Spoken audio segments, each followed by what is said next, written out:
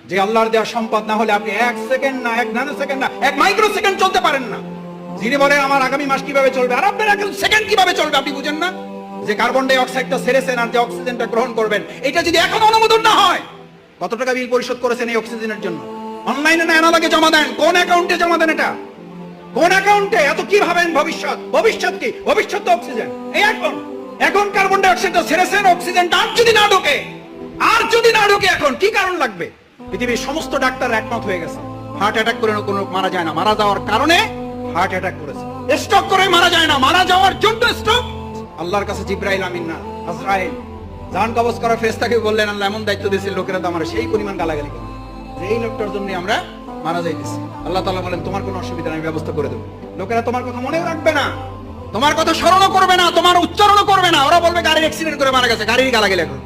ওরা হসপিটালকে গালাগালি করবে, ওরা ডাক্তারকে গালাগালি করবে।